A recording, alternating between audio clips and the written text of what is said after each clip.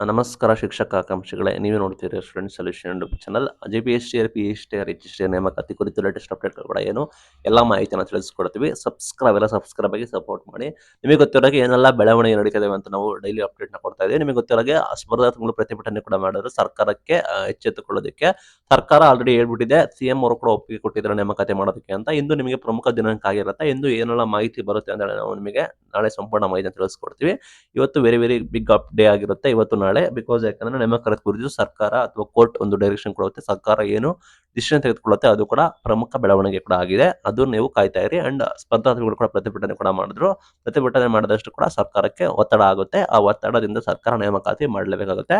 ಬುಧ ಬಂಗಾರಪ್ಪರು ನಿಮ್ಗೆ ಗೊತ್ತಿರೋಗೆ ಮೊನ್ನೆ ಹೇಳಿಕೆಯನ್ನು ಕೊಟ್ಟರು. ಆಲ್ರೆಡಿ ನೇಮಕಾತಿ ಕುರಿತು ನಿಮಗೆ ನೇಮಕಾತಿ ಕೂಡ ಮಾಡ್ತೀವಿ, CM ಕೂಡ ಒಪ್ಪಿದ್ದಾರೆ ಅಂತ ಹೇಳಿ ಎಲ್ಲಾ ಮಾಹಿತಿಗಳನ್ನ ನಾವು ತಯಾರಿ ಕೂಡ ಮಾಡ್ಕೊಳ್ತಾ ಇದೀವಿ. ಶಿಕ್ಷಕರ ನೇಮಕಾತಿ ಪ್ರೊಸೆಸ್ ಕೂಡ ಶುರು ಆಗುತ್ತೆ. ಅಟ್ಲೀಸ್ಟ್ ನಿಮಗೆ 3 to 4 months ಟೈಮ್ ಬೇಕು. 3 ರಿಂದ 4 ತಿಂಗಳ ಕಾಲ ಟೈಮ್ ಬೇಕಾಗುತ್ತೆ. ಆ ಸಮಯದಲ್ಲಿ ನಿಮಗೆ ನೇಮಕಾತಿ ಪ್ರಕ್ರಿಯೆ ನಾವು ಕಾಲ್ ಮಾಡ್ತೀವಿ ಅಂತ ಕೂಡ ಹೇಳಿದ್ದಾರೆ. ಅಭ್ಯರ್ಥಿಗಳು ತಯಾರಿ ಮಾಡ್ಕೋಬೇಕು ಅಂತ ಹೇಳಕ್ ಇಷ್ಟಪಡ್ತೀನಿ. ನಿಮಗೆ ಮಾರ್ಚ್ ತಿಂಗಳಲ್ಲಿ ಪ್ರಾಬಬಲಿ ನಿಮಗೆ ನೋಟಿಫಿಕೇಶನ್ ಎಲ್ಲ ಕೂಡ ಮಾರ್ಚ್ ತಿಂಗಳಲ್ಲಿ ಅಧಿಕೃತ ನೋಟಿಫಿಕೇಶನ್ ಕೂಡ ಆಗ್ಬೋದು ಅಂತ ಹೇಳಿ ಸ್ಪರ್ಧಾತ್ಮಕ ಕೂಡ ಮಾಹಿತಿ ಕೊಟ್ಟಿದ್ದಾರೆ. ಅಂಡ್ ಕೆಲವರು TT ಆಗುತ್ತಾ ಅಂತ ಡೌಟ್ ಕೂಡ ಗೊಂದಲ ಕೂಡ ಇದೆ. ನಿಮಗೆ ಗೊತ್ತಾಗಿ ಎರಡರಲ್ಲಿ ಒಂದು ಕೂಡ ಮಾಡಬೇಕು. ಎರಡು ಕೂಡ ಅಟ್ ಎ ಟೈಮ್ ನಿಮಗೆ ಮಾಡೋಕೆ ಆಗೋದಿಲ್ಲ. ಇನ್ ಕೇಸ್ ಆಸ್ ಪರ್ ಈಗ ಹದಿನ ಮಾಹಿತಿ ಪ್ರಕಾರ ನಿಮಗೆ TT ಡೌಟ್ ಅಂತ ಹೇಳ್ತಾ ಇದ್ದೀನಿ. ಬಿಕಾಸ್ ಯಾಕೆ ಅಂದ್ರೆ CT ಕಂಡಕ್ಟ್ ಕೂಡ ಮಾಡಬಹುದು. ಇನ್ ಕೇಸ್ CT ಡಿಲೇ ಆದ್ರೆ ಮಾತ್ರ ನಿಮಗೆ TT ಕಂಡಕ್ಟ್ ಕೂಡ ಮಾಡ್ತಾರೆ. ಬಿಕಾಸ್ ಆಲ್ರೆಡಿ ಒಂದು ಆಡಿಯೋ ವೈರಲ್ ಕೂಡ ಆಗ್ತಿದೆ ಅಧಿಕಾರಿಗಳ ಜೊತೆ ಮಾತಾಡಿದ್ದು, ಅಂದ್ರೆ CSL ಅಧಿಕಾರಿಗಳ ಜೊತೆ ಮಾತಾಡಿರೋದು. ಅಲ್ಲಿ ಅವ್ರು ಏನ್ ಹೇಳ್ತಾರೆ ಅಂದ್ರೆ, ಇಲ್ಲ ಎರಡು ಕೂಡ ಅಟ್ ಎ ಟೈಮ್ ಮಾಡೋಕ್ಕಾಗೋದಿಲ್ಲ, ಅದ್ರ ಒಂದು ನಾವು ಮಾಡ್ತೀವಿ, ಸರ್ಕಾರದ ಡೈರೆಕ್ಷನ್ ಕೂಡ ಬಂದ್ರೆ ನಾವು ಮಾಡ್ತೀವಿ ಅಂತ ಹೇಳ್ತಿದ್ದಾರೆ. ಬಟ್ ಇಲ್ಲಿ TT ಕುರಿತು ಸಚಿವರು ಯಾವ್ದೇ ರೀತಿ ಹೇಳಿಕೆಯನ್ನು ಕೊಡ್ತಾರೆ, ಅದು ಬಿಗ್ ಶಾಕು.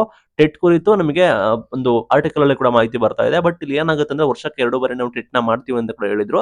ನೋಡೋಣ ಸಚಿವರು ಏನ್ ಡಿಸಿಷನ್ ತೆಗೆದುಕೊಳ್ತಾರೆ ಅಂತ. ಒಟ್ಟು ನಿಮಗೆ ಎರಡು ಕೂಡ ಅಟ್ ಎ ಟೈಮ್ ನಿಮಗೆ ಮಾಡಕ್ ಆಗೋದಿಲ್ಲ. ನಿಮಗೆ ಆಕಾಂಕ್ಷಿಗಳಿಗೆ ಸಮಯ ಕೊಡಬೇಕಾಗುತ್ತೆ.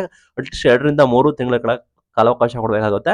ನಂತರ ನಿಮಗೆ ಟೆಟ್ ನ ಕಂಡಕ್ಟ್ ಮಾಡಬೇಕಾಗುತ್ತೆ. ಇಲ್ಲಿ ಟೆಟ್ ವೆರಿ ಇಂಪಾರ್ಟೆಂಟ್. ಟೆಟ್ ಮಾಡಲೇಬೇಕು. ಬಿಕಾಸ್ ಸುಪ್ರೀಂ ಕೋರ್ಟ್ ಡೈರೆಕ್ಷನ್ ಕೂಡ ಇದೆ. ಸೆಂಟ್ರಲ್ ಗೌರ್ಮೆಂಟ್ ಕೂಡ ಅನೌನ್ಸ್ಮೆಂಟ್ ಕೂಡ ಮಾಡಿದೆ, ಕಡ್ಡಾಯವಾಗಿ ನೀವು TET ನ ಪಾಸ್ ಆಗಬೇಕು ಅಂತ. ಆ ನಿಟ್ಟಿನಲ್ಲಿ ಈಗಲೂ ಶಿಕ್ಷಕರಿಗೂ ಕೂಡ ಒತ್ತಡ ಕೂಡ ಇದೆ. ಟೆಟ್ ಅಂಡ್ ಸಾಕಷ್ಟು ಅಭ್ಯರ್ಥಿಗಳು ಕೂಡ ಟೆಟ್ ಬರೆಯೋದಕ್ಕೆ ಆಕಾಂಕ್ಷಿಗಳು ಇದ್ದಾರೆ. ಆ ನಿಟ್ಟಿನಲ್ಲಿ TETಗೆ ಲೈಕ್ ನಿಮಗೆ ಮಾಡಬಹುದು. ಬಟ್ ನಿಮಗೆ ಅಟ್ ಎ ಟೈಮ್ ಎರಡು ಕೂಡ ಮಾಡಕ್ ಆಗೋದಿಲ್ಲ ಅಂತ ಹೇಳ್ತಿದ್ದೀನಿ. ಅದು ಕೂಡ ಪ್ರಾಕ್ಟಿಕಲಿ ಇಂಪಾಸಿಬಲ್. ಆ ನಿಟ್ಟಿನಲ್ಲಿ ಸದ್ಯದ ಮಟ್ಟಿಗೆ ನೇಮಕಾತಿ CET ನ ಕಾಯ್ತಾ ಇದ್ದೀರಾ.